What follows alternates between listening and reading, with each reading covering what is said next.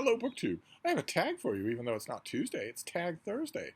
I would feel like a total outlier, but James Holder did a tag on Tag Thursday, so I can as well. And it's a rare thing when I am actually tagged in a tag video, because I am an outcast on BookTube, a leper, a pariah.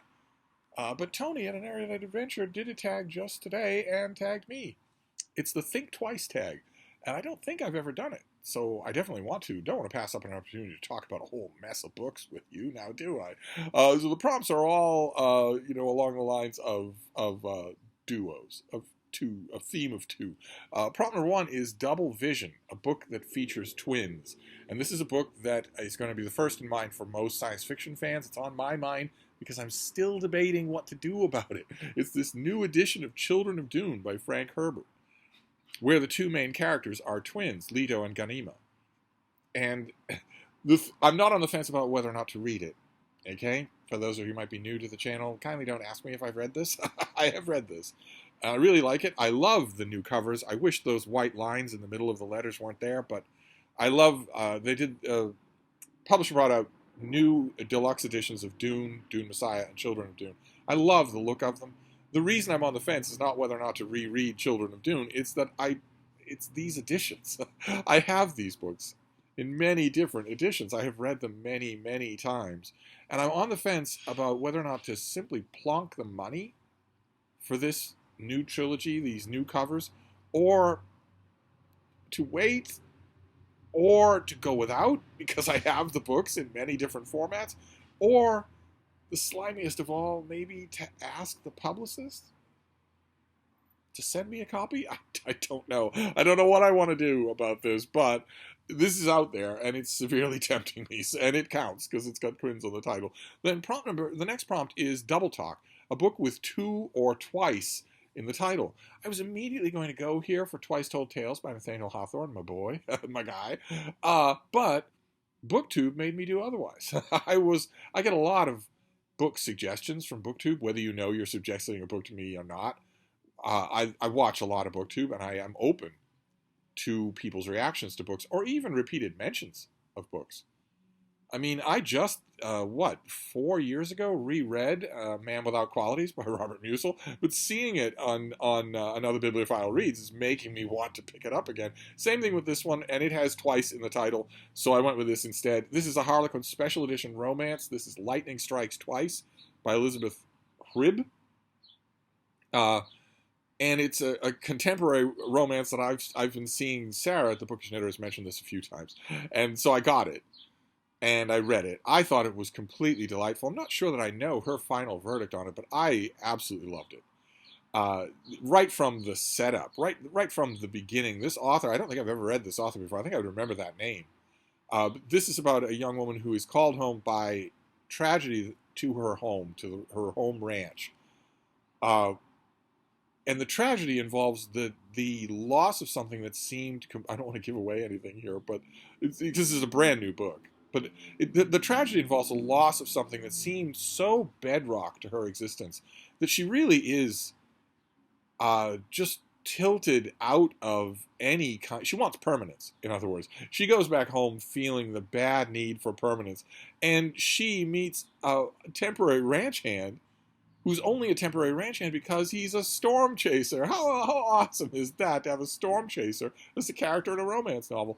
Those of you who are sane and therefore don't know what storm chasers are, they are a group of meteorologists, not all of them young, although quite a few of my homies in that field are young, who look on golf ball-sized hail, massive unprecedented thunderstorms of duration and severity, and especially tornadoes, as giddy-up season. They look on those as great things to gas up the minivan for, because they're going to go out and hunt those things.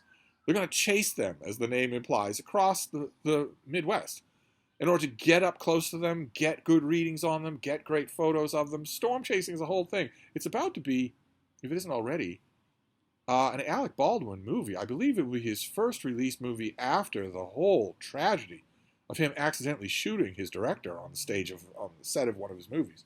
But it's a real thing. In the movie, you're going to think it isn't, but it is. There are people out there who are so dedicated to on-the-edge meteorology that they are storm chasers. And it's not a living.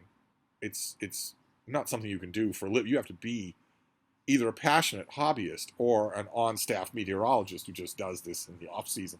And so our character needs to have a job. Our male lead needs to have a job. And necessarily, by the nature of being a storm chaser, he's all caught up in the immediacy of the moment. Storm chasers don't know where they're going to be any given afternoon. They don't know whether or not there's going to be a service station anywhere around that can provide them with their absolutely required cheap snack food. And I love that. I love the pairing there. It works really well. It's got a double rainbow on the cover. It's got the word twice on the cover. So I took it for this prompt. Then the next prompt is Seeing Double, a book with a reflection, shadow, or mirror image on the cover. This is one that I can't really show you. The design of the American hardcover put out by Faden is so clever that it won't show up in a picture. And I have a picture of the paperback edition here. This is 500 self-portraits. And that's what it is. It follows on the success of the art book by just taking you page by page through famous and not so famous self-portraits over the centuries. Usually, I think this is also like the art book arranged alphabetically. So you don't. It's not artistic school or movement by movement.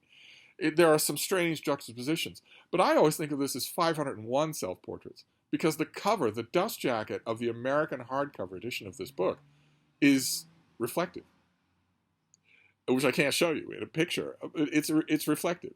It's mirrored so that when you are looking at the 500 self-portraits, you are looking at yourself. That is just brilliant cover design, just brilliant. I wish I could buy lunch for the person who thought that up. I can't show it to you, but that's definitely my candidate for a cover with a mirror image on the cover. Then let's see here. The next prompt is Take Two book covers that look similar but are by different authors. Instead of 2, how about 10? There's one. There's another. There's another. Where you go again? There's another one. There's another one. Yeah. How about that? Noticing anything here? They look similar. Oh boy, they do. Yep, they look similar. Where are you going? Where are you headed, girls? How about 10 of these things? Of these abominations? Those were all from 1 week. Those are 1 week issues of books. There will be, conservatively estimated by the end of 2023, perhaps 100,000 books with this cover. Where are you headed? Where are you going? Which derives not just from the fact that that publishers love to be lemmings, they love to imitate each other, but also ultimately from blue checkmark Twitter politics. This is meant to, quote-unquote, defeat the male gaze. So we have 150,000 book covers designed like that in 1 year. Anyway, let's move on. The next prompt is I Second That, which is a retelling. I don't know that I've ever recommended this on this channel before, but there are so many books. Even talking about as many books as I do every day, there aren't going to be millions I haven't recommended. This is by Eric Shanower, and this is called Age of Bronze. This is the first book, 1,000 Ships. And this is a multi-book graphic novel retelling of a Trojan War that might have happened, a Trojan War that could really be in most respects. It's very granular artwork, very meticulous and somewhat static. It's a feast. It really is. I don't know what has been done with Age of Bronze in terms of collecting. I actually bought these things as individual issues. I was the only person buying them at my local comic shop at the time, and I would bore my comic shop owner for hours at a time with what I thought about them. But I'm sure that these have been collected. This, I think, 1,000 Ships is a collection of the first cycle. I'm sure they've been collected. It's mostly a story of the Trojan War. And I don't know if there's any gigantic omnibus, a big, Michael K. Vaughan style $100 omnibus. I have no idea if that exists, but I do recommend these. Your library will probably have them. Then we have, the next prompt is 2 can play at that game, a character who plays 2 roles or has an alter ego. Here, this is a 2023 release that's really been sticking with me. I really did enjoy it. This is by Reed Mittenbuehler, and this is Wanderlust, a biography of Peter Freuchen, who was an Arctic explorer, also an author, and very much comes across as 2 different people in the course of this book. The one being here on the cover, that is him, believe it or not, with his wife Dagmar. And as many people have pointed out about this incredible photo, they don't look like they're members of the same species. But there was a world that he inhabited, a world of authors and editors and publishing contracts and talks with audiences. And then there was another world that is as close as you can get to an alien planet while still being on Earth. And he was familiar enough with both of those worlds. He lived in both of those worlds. So I'm going to use him. This book has really been on my mind. I strongly recommend it. Then let's see here. The next prompt is It Takes Two, a duology. No idea if that phrase is going to pass muster over at Stephen E. Andrews' channel. But you know what is meant by that ungainly term, which is a story told in 2 books instead of 3 or 5 or 4. And the one I keep going back to is one that I really need to make my peace with this and figure out what I think about it before I die. Fortunately, at 28 years old, I have a long time left to think about that. But it's, of course, Mordant's Need by Stephen R. Donaldson. The Mirror of Her Dreams and A Man Rides Through. It's 2 big, fat fantasy novels that tell the story of a fantasy world named Mordant that can only be reached through mirrors from Earth. And mirrors in that world are potent objects of sorcery. Not just everyday items. They're extremely important objects of sorcery. And that world has been trying to summon a champion. And instead they get a meek and mild woman who... It's a standard fantasy thing, setup. The reason that I have to make my peace with this book sometimes, somehow, is because of Stephen R. Donaldson, who works in weird sexual undercurrents to all the fantasy that he writes. And a lot of it is very similar. A grizzled older man, very much like Stephen R. Donaldson in one way or another, or the way he views himself, who starts to have a very coercive, domineering sexual relationship with a younger woman who ends up kind of sort of liking it. Or, I don't know. There are psychological elements involved in this, a lot of this author's work. It's definitely there in the Chronicles of Thomas Covenant, the Unbeliever, especially in The Power That Preserves. But it's here in this book, too. I mean, you can tell from the cover that our main character does eventually, I mean, she does fall in love with a young man who is pure and nice and sweet and kind. But there's another male character in this story who I will have to get to it. Maybe the way for me to figure out what I think about these 2 books is to do a read-along of them here on BookTube. That could be. That's happened before. Then anyway, what's the next prompt here? On the Double, a book told in 2 timelines. It's every single one of those Where You Headed defeating the male gaze historical novel covers. Every single one of those books is told. They're the same book. They have the same cover, and they are the same book.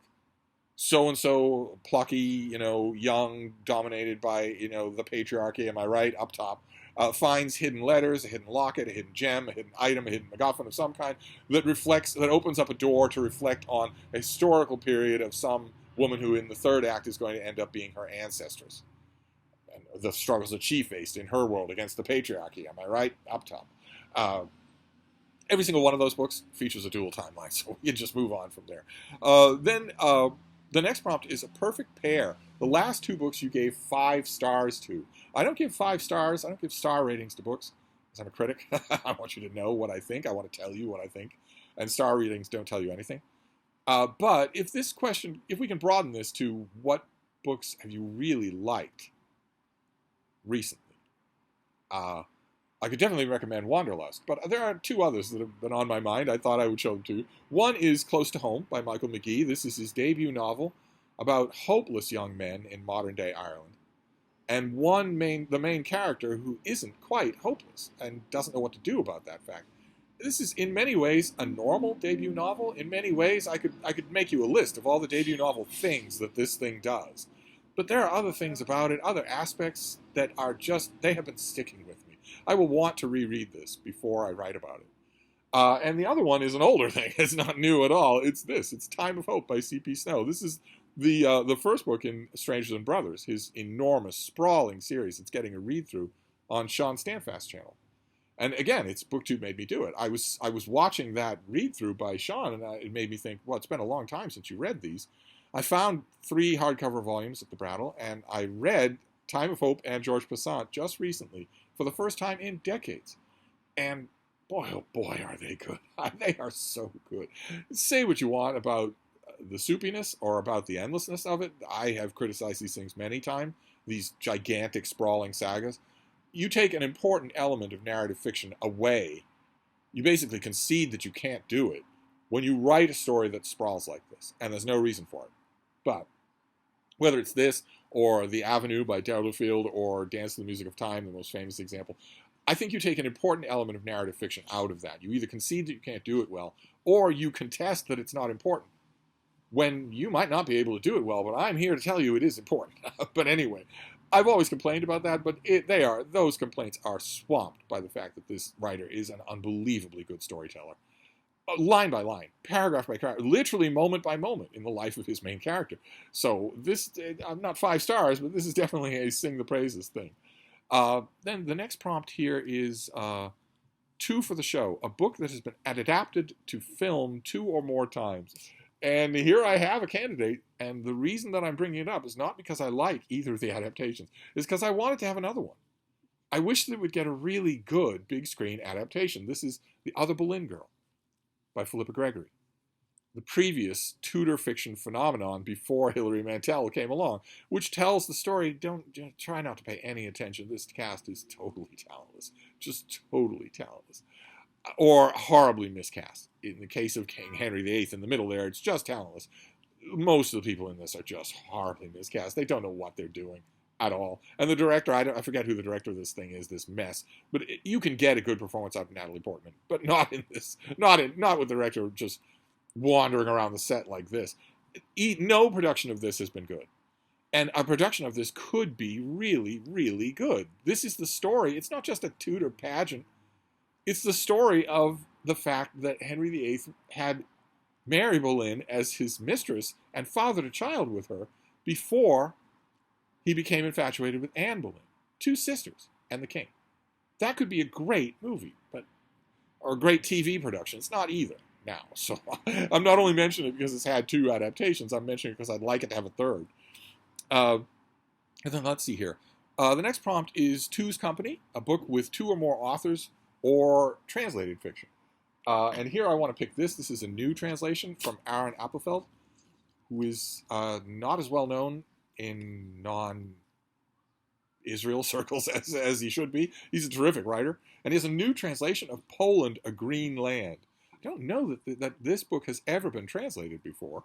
And unfortunately, the translator is not on the cover. I really thought we learned our lesson. You would not be reading this book. If you are an English-only reader, a monoglot reader, you would not be reading this book were it not for Stuart Schaffman, who is the translator here. His name deserves to be on the cover, but nevertheless, this is a work in translation, so that counts for this. I think this comes out next month, this summer sometime, in English. In English that is brought to you by Stuart Schaffman. You wouldn't get it otherwise. Then, let's see here.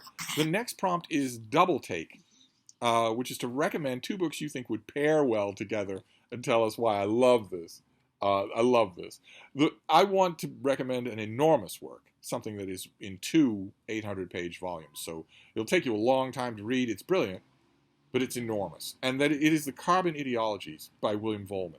Here's the first one, No Immediate Danger. And this is, it's gigantic in every sense of the word, not just long volumes, but it is sprawling and compendious. A look at what humans have done to the environment, what nuclear energy and nuclear waste and all sorts of its offshoots and byproducts has done to the environment all over the world. I think it's one of Vollmann's best works. I really do. It's not accessible because of the sheer capaciousness of it. It's just so huge. But I think it's one of his best books, and it is angry, and it is depressing. Oh my, you will not escape these. You cannot escape these books any more than you can escape their after products. One of the larger points of the Carbon Ideologies is that this is everywhere. Do not look, for instance, at the Fukushima nuclear power plant disaster as something that happened on the other side of the world. Don't do that. If you do, you're wrong. And that's to say nothing of microplastics, little globules of microplastics that are everywhere, literally everywhere. They litter your body. You probably have a pound of them. And if you weigh 150 pounds, you probably have a pound that is just microplastics. And they're also inside your baby, your little baby, or your fur baby, your dog or your cat. They also have a pound of microplastics inside them, and so on and so forth. I recommend the Carbon Ideologies because it's a brilliant work of nonfiction by one of our most brilliant living authors. But as the chaser to go along with it, I want to recommend The Antidote, which is by Alan Weisman. I've recommended this time many times before. This is The World Without Us. And this would also work for a reflection for the prompt on this Take Two tag, because you've got a city line there, a city skyline, but you've also got forests. And that's the central idea of this book. It's an extended thought experiment, lots of science behind it, where Weisman posits that all humans disappear immediately overnight. What would happen to the world if that happened? What would happen to the world if all humans immediately disappeared? And he takes you through a lot of the predictable things. You know, what would happen to the architecture, for instance? What buildings would still be standing in 10 years or 100 years or 1,000 years? What parts of them would be? What would happen to subway tunnels or ships at sea or stuff like that? And he also takes you into more of the dead man switch variety of The World Without Us, because there's quite a bit of unbelievably deadly technology that needs humans to keep it in control. If humans weren't around, it would go out of control. Think, for instance, the nuclear reactors all over the world that need humans to control them. Otherwise, you might have a runaway thermonuclear reaction. Same thing with those same reactors that are onboard nuclear vessels at sea that are kind of have dead man switches built in. Weisman takes an optimistic view of those things, says that a lot of them would not go supercritical, and the ones that did, their damage would not kill all life on Earth. There'd be areas, huge areas, that would need a severe amount of bouncing back, like, for instance, the Chernobyl zone. The exclusion zone at Chernobyl still is teeming with wildlife, but that wildlife they're processing incredible amounts of radiation from the water and the ground and the food and the air. Weisman suggests that would be true in his scenario too. That's the only area of his book where I sort of part ways with him. I think humans have built enough dead man switches on Earth so that Earth as a living planet would die if they died. Just the ultimate mark of the ultimate poisonous species. But I could be wrong, and Weisman could be wrong. Either way, this book is endlessly food for thought, and a perfect antidote to the Carbon Ideologies, since the Carbon Ideologies are going to leave you, among many, it's a very thought-provoking pair of books, but it's going to leave you, among all your other takeaways, with just the overwhelming thought of how much better the world would be if humans had never existed. And so pairing it with The World Without Us is my way of giving you a nice counterbalance there. I've got my little baby Bean right next to me here on the couch. She did not want to be. Baby, what are you doing? She did not want to be up on her seat. So she's right next to me on the couch here, and she's being rather smoochy. But anyway, that's all there is for this tag. It's a Thursday, not a Tuesday, but I'm not going to pass up an opportunity where somebody actually tags me. And all that's left for me to do is tag people. And I think that Tony at an Erudite Adventure sets a very good precedent. That if you're going to do this tag, you should tag two people. So I'm going to tag Randy Ray, the literate Texan, and Brandy of the Book Collective. I'll leave links to both their channels down below because they could both use 1,000 more subscribers. So anyway, I'm going to wrap this up. That was an unexpected tag, and I'll be back. Thank you, BookTube.